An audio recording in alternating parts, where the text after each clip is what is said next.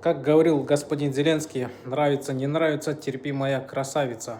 Так что, люди, специально я говорю это на русском языке, люди, которые живут в Казахстане, вы должны изучать казахский язык. Просто должны, обязаны.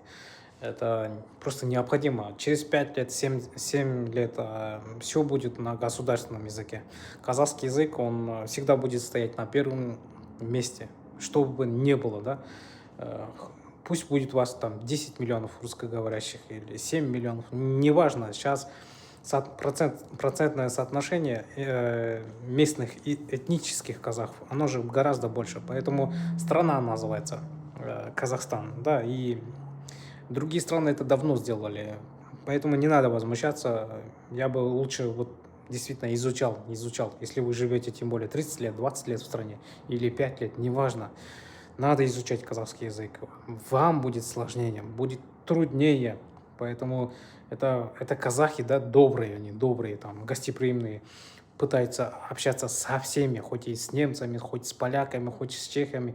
Мы можем разговаривать и изучать языки за месяц, либо за год. Просто это очень талантливая нация вот, в плане языка, общения и так далее. Допустим, я не знаю, едут в Корею, там изучают за год корейский язык, едут в Германию, там изучают, едут в Польшу, там изучают, едут в Англию, там, в Америку, в Испанию.